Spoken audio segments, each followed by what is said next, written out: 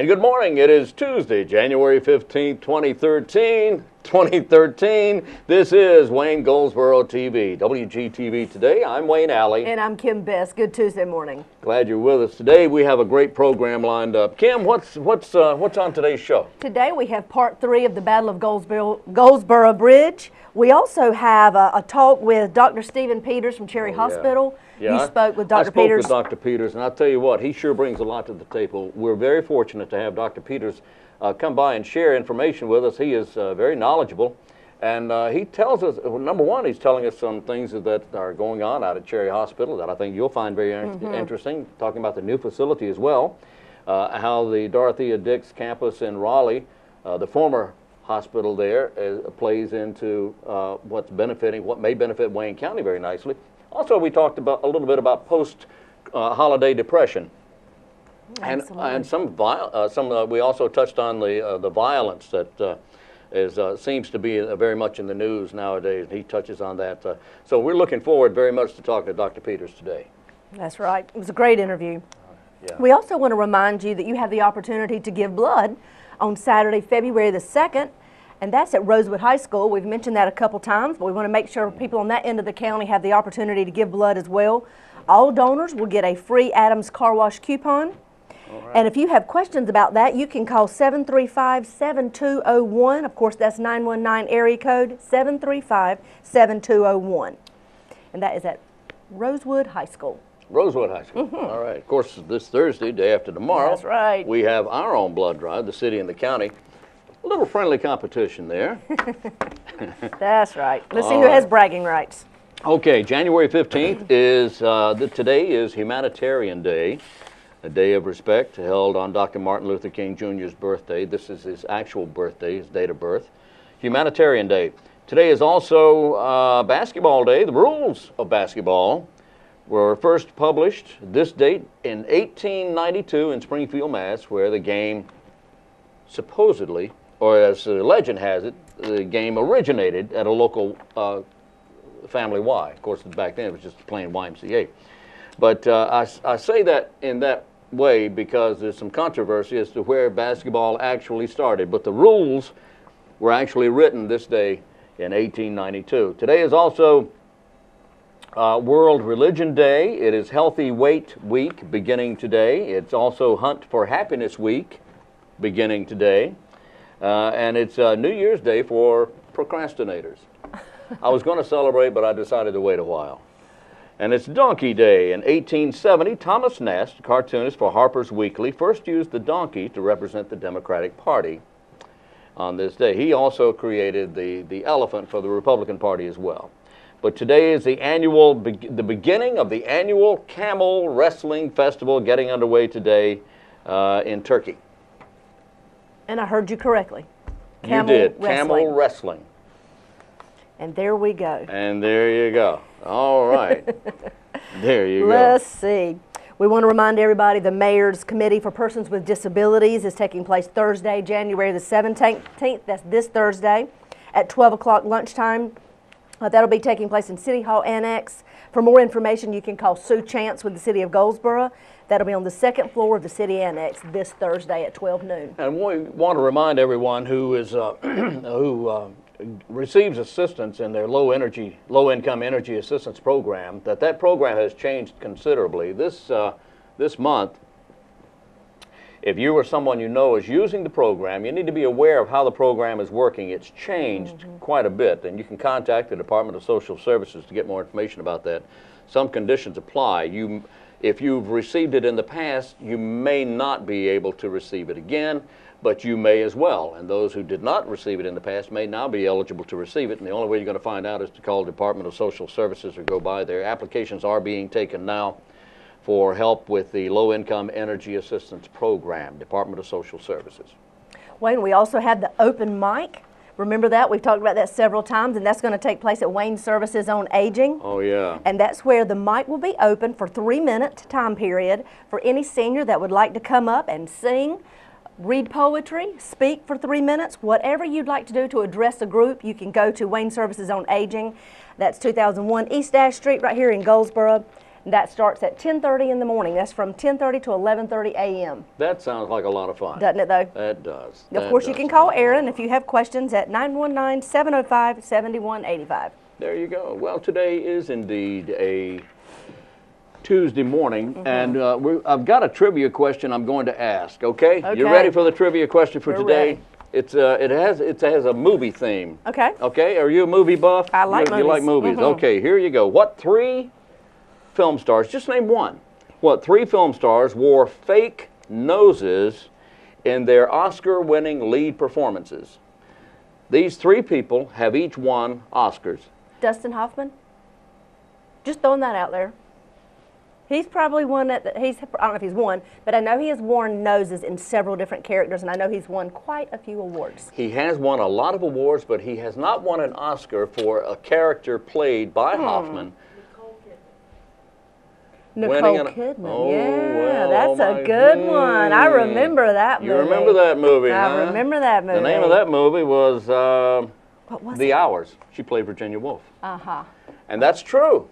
That is one of the... it is one of the three? All right. I don't get credit for that. But I didn't hear myself ask our producer. But she knew. She did know that, didn't she? Okay, all right. Well, there's two others, and I'll tell you who the other two are here in just a few minutes, okay? And I'll keep pondering that. Ponder that. I will ponder. Okay. That's today's trivia question. What three, just name one, which we did. All right, now I'll ask for the other two, or I'll let you know here. But think about that. They won Oscars for their roles, and in those roles, they wore fake noses. Okay, I'll keep thinking about it. One is one of my favorite movies. Okay. Well, you it's in my top 10. Okay. I have a lot of favorites, but this is in one of the top 10. Okay. Okay? Not we want to remind you that in January edition of Our State magazine, our community is featured in the magazine. Oh, yeah. The producers came and spent about 3 days here in Goldsboro. So if you want to read that article, it's called Up in the Air.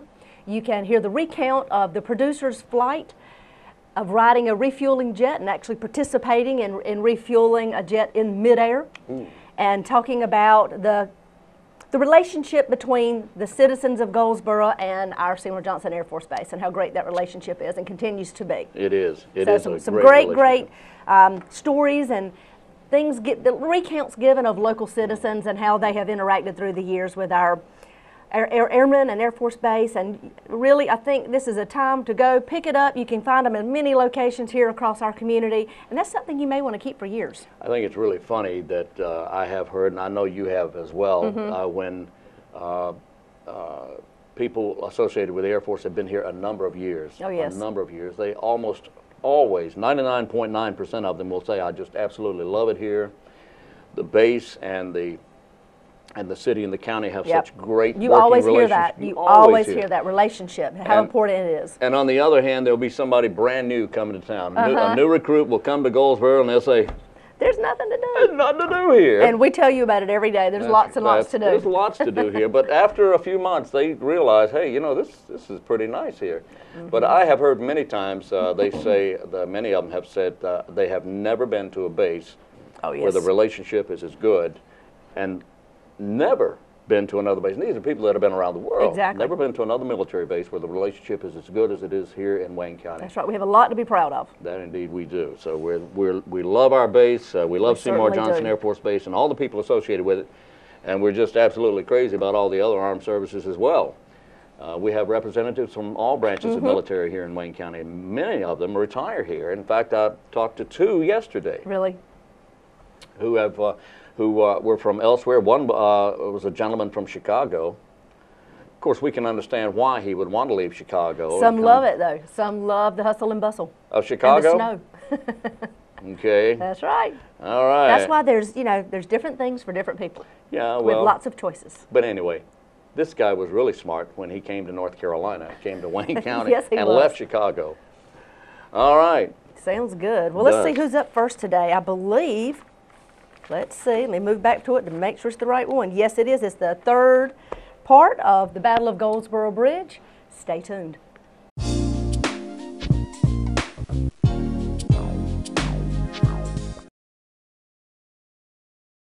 Lynn, you've been repairing uniforms for folks in the field for how many years now? 40. 40 years. 40 years. Had to think about that for a second. Well, it's obvious that you're surrounded by folks that appreciate you for the uniforms that you've made for them, not only in North Carolina, but all over the United States. And some of your products gone as far as Europe. Am I correct there? Well, I've made some stuff for a guy in Australia one time, and I've done a bunch of stuff for the Park Service. The strangest thing I ever did, I had to make a uniform for a robot. It was a museum out in Arizona, and the robot would talk. All right. And the thing is that a robot's arms don't go back like people's do. So I had to, basically the uniform was in two halves, and I had to put hooks and eyes down the back so you could slide it on and then button the thing up. And I always wanted to get a picture of what it looked like, but they never sent it to me. That was probably the strangest thing I've done. You've also done some tents for a George Washington TV series, correct? I did the marquees. Which are the tents? Yeah, which is they kind of look like a circus tent. And the interesting thing is that they still exist. There are three parts of it. There's a living marquee, a dining marquee, and then there's a liner. And they're kind of scattered all over the United States. You got to go to Yorktown or Valley Forge. But when I was doing them for the movie, I drove up to Valley Forge, and they actually allowed me to go in the case and touch.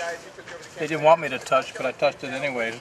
George Washington's tent, and that was kind of a one-time experience. Oh, I had a little part in Gods and Generals. I was playing Colonel Preston, who relieved or who replaced Jackson when Jackson was moved from the armies that were near Washington out to the valley. And it's kind of interesting because back in 1986, the regiment that we did for Manassas was the 4th. That's why they keep breaking, they're too tight. Loosen them up a little bit.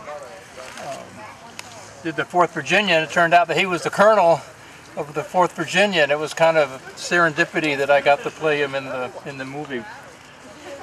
I got to ride a horse, his name I didn't know, and we had to gallop all over the place, and that was kind of a interesting experience. We're speaking to Lynn Bull, a good friend of mine and to the people of Wayne County. You just retired from the Wayne County school system as a school teacher in social studies and history, I believe. Yes. How many years? 16. And you were a graduate of the Citadel. 1969.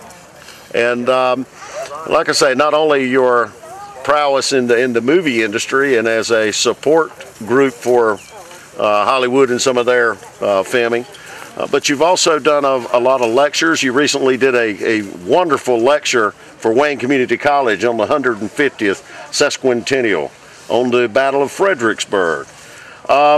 What is in your future, sir?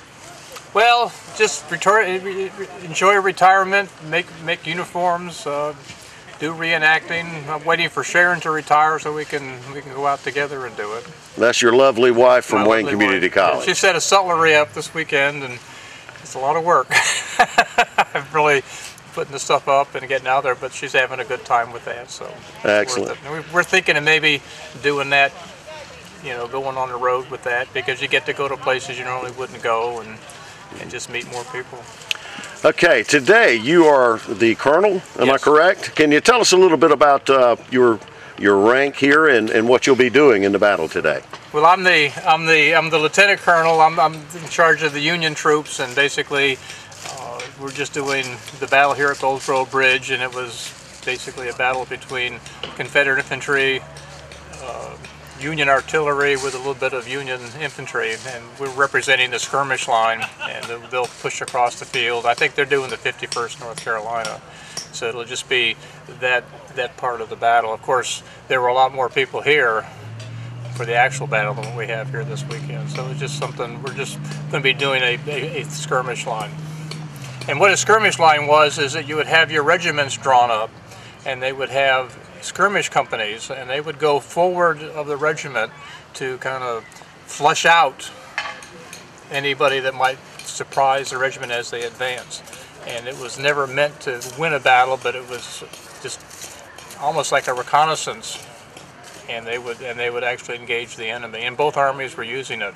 And it's interesting, after the Civil War, the Union tactics went from these mass formations to basically fighting on a skirmish line, because the weaponry had improved so much that your killing range of your rifle muskets was about 325 yards. They would shoot up to 600 yards, but you probably could hit something at about 325. And then that was replaced by the 45-70, which made mass formations murder. And so you see the armies kind of begin to spread out. We get away from this linear tactics. And the reason they used linear tactics was that that's how you can control your men. Because once the battle starts, it just can be mass confusion. And you're trying to hear commands over the artillery and over the musket fire, and then the smoke gets in the way of everything. And it's interesting, if you look at the old combat movies from the 60s with Vic Morrow, it seems like the whole war was fought in squad level, and basically you didn't have mass formations, and that's how they were doing it. And that begins to change during this conflict. We're holding the 150th anniversary reenactment of the Battle of Goldsboro Bridge here this weekend, December 15th, 16th, 2012. Monday will be the 150th anniversary of the Battle of Goldsboro Bridge, and just about 2 o'clock on that afternoon, directly behind me, just down the path a little ways, was a covered bridge that spanned the Neuse River just south of Goldsboro. That was the object of this battle. That was an object of the entire campaign from New Bern by the Federal Army. They reached this area on a Wednesday morning, December 17th, 1862, and after a day-long battle set fire to the bridge. Late in the afternoon, they withdrew back towards New Bern, and Confederate troops counterattacked the rear guard. That's the Battle of Goldsboro Bridge 150 years ago, and what we're doing today is we're trying to commemorate that on this Saturday and Sunday, the 15th and 16th of 2012. 150 years later, we have about 150 reenactors out here. We have 6 artillery pieces. We have a little bit of cavalry out here, so we're going to give people at least a little flavor of what it would have been like out here 150 years ago. Basically, there were about 15,000 troops at the time, so this is just going to be a small sort of slice of what it would have been like. If you take the smoke and the noise that you'll see today and just multiply that many times over, you get a fairly good idea of what it would have sounded like and looked like out here 150 years ago. We have sutlers out here, we have some food vendors, and everyone's having a great time because it's not raining, which is a good thing. It rained a few days ago, but we're all good to go for this weekend. The Goldsboro Bridge battle was important because the Union sent troops from New Bern to take the bridge, which was an important key rail bridge, so that they could cut the supply line to Lee in his trenches at Fredericksburg. The thought was that if Burnside was successful at Fredericksburg and Lee was disrupted, driven out of the trenches, by cutting his supply line at this Goldsboro Bridge, they could really disrupt the rest of the Confederate forces. Everything that's kind of based on modern day warfare came out of this war. A.P. Hill's Light Divisions was copied from, the Marine Raiders during World War II. Your Green Beret were all special forces. They were special trained men, been known to run 30 miles, go straight into battle. These were A.P. Hill's men, These other attachments later on came out of it. First time submarines were used. Ironclad ships, balloons for aerial observation. First time a medical corps was ever established. First time that a burial detail was ever established was after the war and all, to mark graves and everything else and all.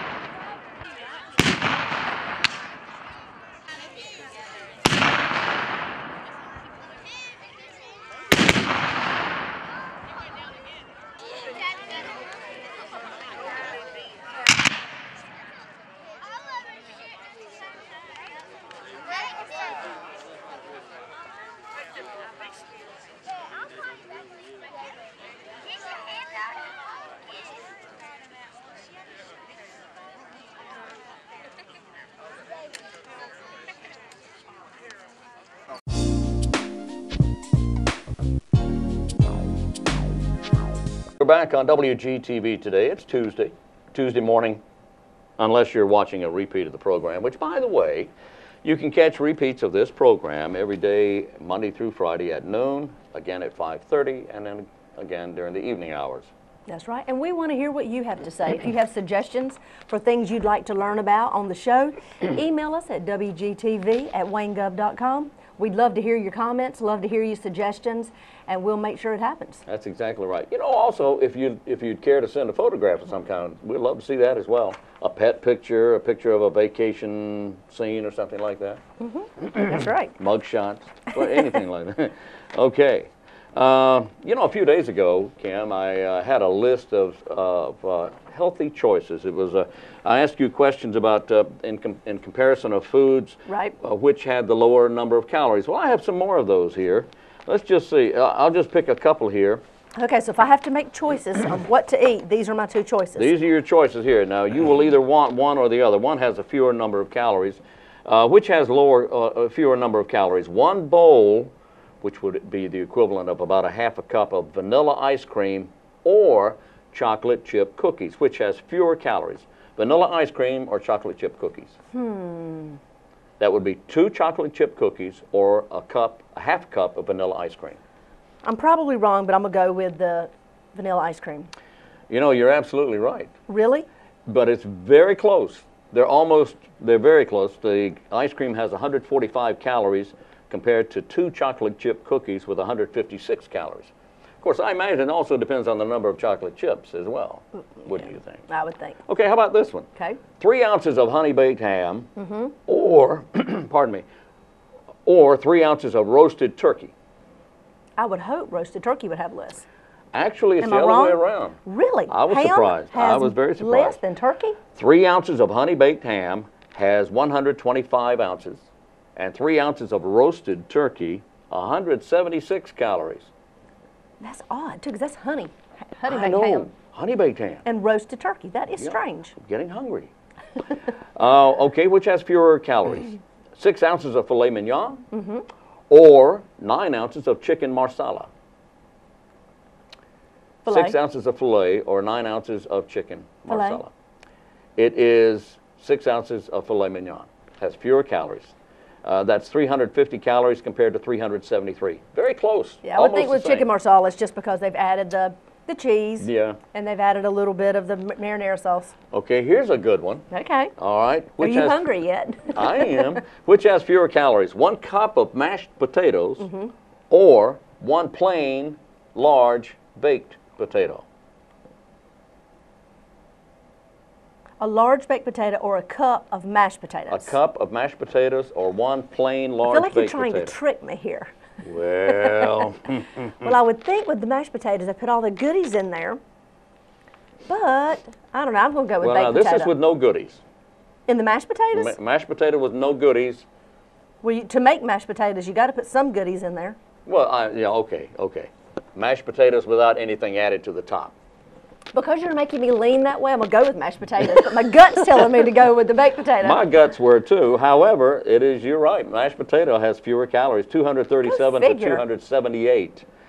And I'm surprised at that. Yeah, me too. One more. 1 tossed salad with 2 tablespoons of ranch, or 1 hard dinner roll, which has fewer calories. Probably the dinner roll. That's right. That's kind of crazy, but that ranch took you over the edge. Again, they're very close. They're Yeah. very close. Yeah, that's right. Ranch dressing. Isn't that Ranch did it. something? How So about you that? can eat a roll, a dinner roll, or a small salad, but you put that ranch dressing on it and it messes you up right every over the time. top. But they're still very close. Yeah. All righty. Well, my goodness. It's all about choices. It is all about choices. It's all about choices. All right. Little boy wrote a letter to his grandmother. He says, "Dear grandmother, I'm so sorry I forgot your birthday last week. I'm so sorry. It would serve me right, in fact, if you forgot mine next Tuesday." Next Tuesday. Next Tuesday. That's With cute. love, your grandson. With love. All right. That's too cute. Too cute. All right. What's up next? Let's see. Up next, I believe, is going to be Dr. Stephen Peters. You spoke with him from Cherry Hospital, and he really covered some great topics. So let's hear what Dr. Peters has to say.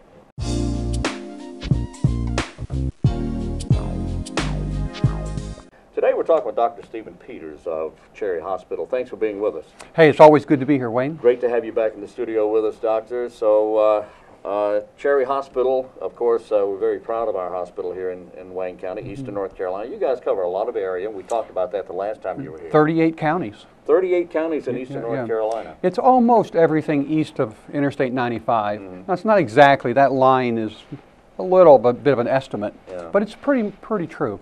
It's 38 counties of Eastern North Carolina. Here of late, we've heard a lot about the status and situation in Raleigh with the Dorothea Dix Hospital and that campus. Yes. That hospital is closing or closed. It is now closed and done. The patients or consumers, as they call them, have been moved to other hospitals. Did we receive any? We received a good number of Dorothea Dix patients at Cherry. A good number of them also went to the Central Regional Hospital up in Butner. So they were divided up. Does that help Goldsboro at all, or Wayne County? Where it really was, it was a difficult thing for the folks at Dorothea Dix because they were dedicated to that hospital. They had worked there a long time and were very committed. It was kind of a blessing, though, for Cherry Hospital because there were a lot of staff at Dorothea Dix who chose to come to work at Cherry Hospital and come in every day, and from doctors, nurses, technicians, a lot of people who used to work at Dix are now at Cherry Hospital, and that's really been a nice thing for us. That's wonderful. They're all experienced. They're all have been in this line of work for many years. Yeah, and that's hard to come by. Yeah. With our new hospital, come April, we're expecting 373 new positions to come open. So that's a lot of people to recruit. Wow. And a lot of opportunity. Steve, the last time you were here, we talked about that a little bit. And from where will these people come?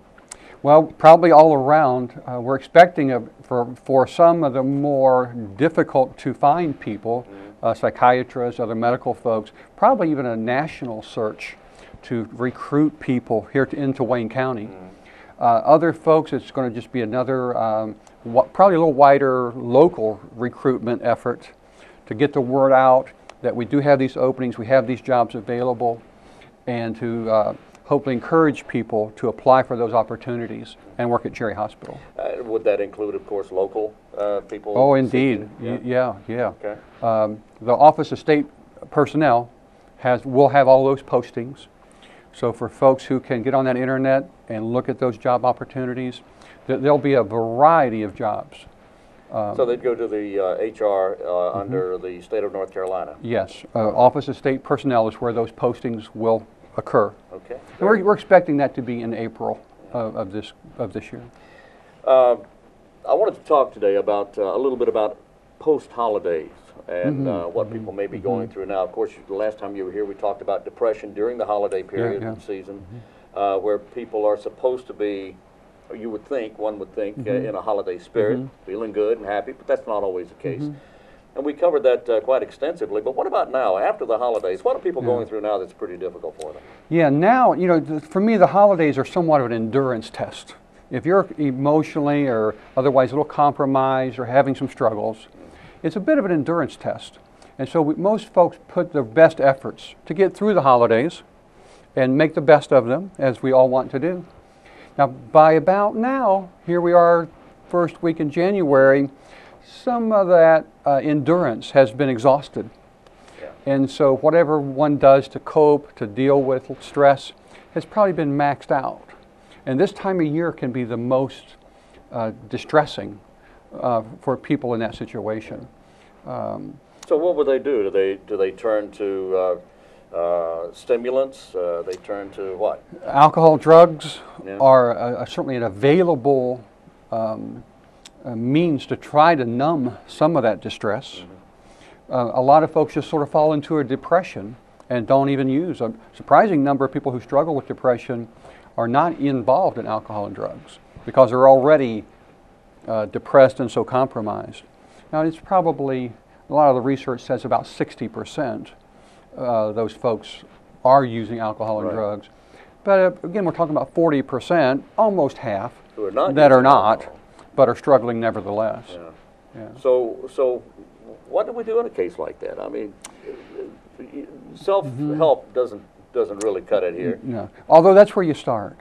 And for me, self-help also includes family, neighbors, people that you know who know of your struggles, who can reach out to you, and encouraging people to reach out. Go drop in on people, say hello, let's take them a cup of coffee.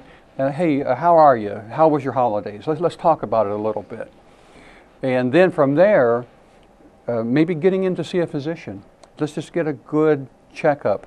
If you're not eating well, you're not sleeping well, there may be some other health concerns that are also taking its toll. The first thing that comes to my mind is that works well unless it's someone that is in denial about being depressed. Yes. And in that case, then they're going to say, I don't need your help, That's leave right. me alone, go away. What do you do? Yeah, well, the first position is to just accept that and still just be with them then. Right.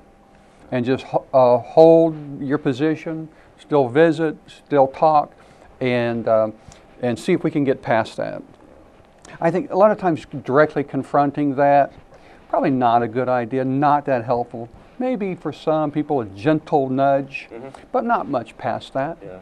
It could turn into, it could backfire on them. Well, it could damage maybe what could be a supportive relationship. Could even be more damaged, and now the person is, and both people now are feeling unhappy about what's in front of them. I want to change gears here since we're limited on time here, because you and I could probably go for hours about, I think we could. These things. But I wanted to ask you also, with the situation nationally, people are still concerned about the violence found in large crowded areas, malls, schools, churches, universities. Without getting into any sort of details, what are some of the signs that are coming to the forefront now? What do the experts see as signs that people should be aware of? A little bit about what we were just talking about is those folks who are otherwise isolated and detached and alone and sort of doing their own cut-off kind of experience. They've withdrawn. One of the early signs is they've withdrawn from everybody else. You hear discussions of even their own family who are somewhat surprised maybe about the outcome and the devastating event. At the same time, they will describe, well, what we've noticed is he's been isolated. We've kind of lost touch with him. Yeah, you hear things like, well, he's a nice guy, but he's so quiet. Yeah, and we don't really know much about him. Don't know a whole lot about him. And he doesn't have many friends, and he's not really social. And he's sort of, he may have some preoccupation at the computer, and that's kind of his contact, but sometimes not even that. But that doesn't mean that they are a violent person necessarily, does it? Or does it mean? Yeah, sometimes you don't see much signs of early violence until, again, everything was fine up until when it wasn't. Yeah. You know, it's kind of the story. So it's a shock to a lot of people. Is this something that grows within the person, or as you often hear, well, he just snapped? Yeah. Every story is different. We are faced now in our country with a variety of circumstances. Most of them are so different one to the other. So looking at, are there patterns that explain all of this? Well, there are so many different circumstances. It's really hard to pin that down. If there is a pattern to that it's slow, insidious, progressive, and finally reaches a breaking point. That sometimes there are sort of the final straw, so to speak, that kind of push that person to another decision point. And then it's that decision point that has started the tragedy in process. The thinking with a lot of people is that the process starts so early in life. It starts as they're either infants or children or teenagers. And they're easily influenced by movies, by peer pressure, they're influenced by whatever. Is that, again, I know it just depends on the circumstances. Peer pressure is alive and well and very real, certainly for middle teenagers, as we call them, that 13, 14-year-old, they're so vulnerable, so sensitive to what other folks, particularly their own peers, what they think of. Everybody wants to look alike, dress alike. They want to be individuals just like everybody else. What we see, though, is there's really, and I've lost my train of thought a little bit with you. That's okay. But they want to be their own person, yes. but they want to be like everyone else. Oh, yes, dressing the yeah, same. exactly. Yeah, and that early influence is what we're talking Yes. about.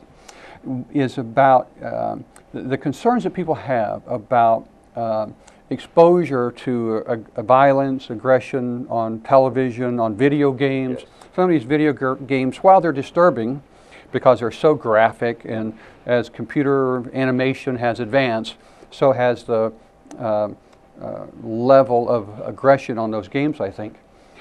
Interesting enough, some very solid research has looked at that and has consistently found that that really does not desensitize kids to violence like we think it would. Right. Most kids, and if we go back to the early days of Grimm's fairy tales, Right. and Oh, those have lasted through society for Hansel and Gretel. Hansel and Gretel. With the evil witch. Yeah, and and you all say, that. well, why are those stories and the themes of those stories so long-lasting and so prevalent and so attractive to people? Well, particularly when you're little, a lot of those fantasies and fears and anxieties and aggression are already there. And so people resonate to those themes. But part of growing up and part of maturing and normal development, and hopefully normal parenting, is that we learn to manage those impulses and those fantasies and those fears. So some of that is already sort of in us, if you will. Games and preoccupations with it, to a large degree, if it's all the person's doing, becomes problematic. We think probably what's the more problematic part is that it's that back to the isolating. If you're doing that to a large degree, you're not being with friends, you're not in a peer group, you're not on the Little League field, you're not socializing, you're isolating yourself into your own little world. And that might be a video game that you're preoccupied with. And then that could lead to lots, excuse me, lots of problems. So what does a parent do? Moderate that preoccupation. A little bit of it probably isn't that big a deal. We kind of know that. Too much of it, to the degree that it's excluding human contact, that's a problem. Yeah. We know that's a problem. It becomes an obsession? It becomes a preoccupation. Okay. And maybe an obsession might be a good word. In terms of that's their main focus, to the exclusion of other normal contact with people. There may be clubs where kids get together and play these games together and share those interests. But that's good. That's a positive thing. That's a positive. Get some magazines. It's not just always the video game, but well, there's some magazines, there's books. There's other things you can do that have that same focus, that same theme. It's all about the video game and about that preoccupation. But maybe let's take it to another route. There's a gentle way of starting to wean the person to a new direction. So the parent should be a parent. Yeah. That's always the story. Yeah. And who's really responsible for this youngster's life Exactly. is that parent. And does it mean that there could be some commotion if we turn off the video game? Well, yeah. Oh, sure. And do you have to deal with and face some commotion sometimes? Yeah. Well, yeah, sometimes plenty of it. That's right. But you still have to do it. Yeah. And not that it's pleasant or that's something that we enjoy doing, but that you just have to do it. Wow. Outstanding. Thank you for being here today. Oh, always. Dr. Stephen Peters will be with us on a regular basis here at WGTV today, and we thank you very much for being with us. Hey, thank you, Wayne. Dr. Stephen Peters of Cherry Hospital. Thank you.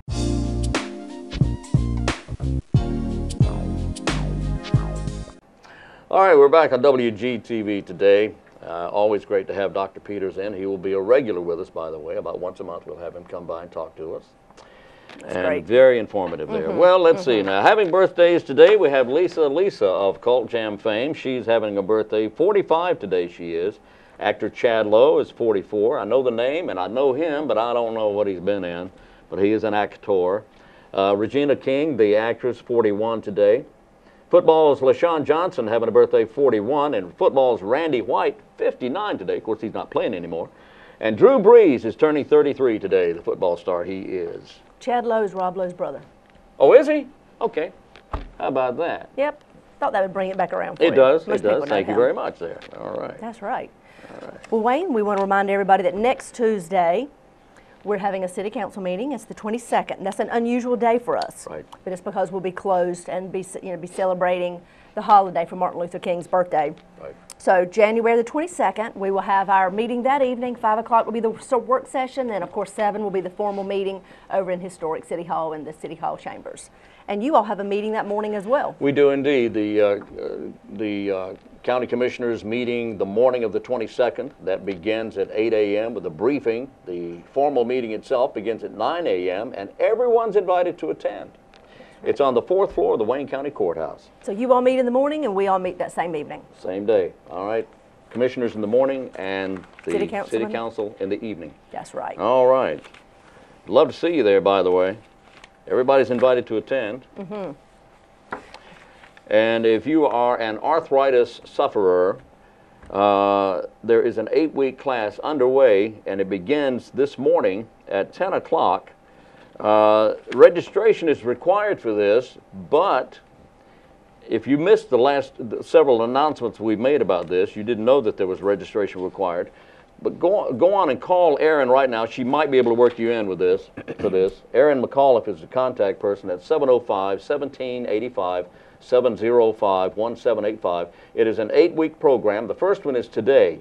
It's only 2 hours long, and it's a free arthritis class taking place at the Senior Center on East Ash Street. And of course, you know, Gateway bus travels to and stops at the Senior Center on a very regular basis. That's right. Okay? If you're looking for things to do this weekend, don't forget we have the one-man show at the Paramount Theater. It's Robert Post. They said he is a physical comedian with a theatrical mind. His dry humor blends mime, versatile acting, and juggling with satire and absurdity. His show is featured by Broadway's New Victory Theater to rave reviews. Matt Lauer from Today's Show said that he enjoys going to see the character. He is absolutely absurd. It's a must-see. Absurd. Absurd. Absurd. That's right. That's this weekend, Friday night, January 18th at 7:30 p.m. at the Paramount Theater. Wow. I bet that's a great show. He must be. He's been everywhere. Yep. We need our answer to our trivia question. Absolutely Don't right. forget I'm to tell us reminded that. here. That's right. All righty. The answer to today's trivia question. The question was, what 3 film stars wore phony noses, fake noses, in their Oscar-winning performances?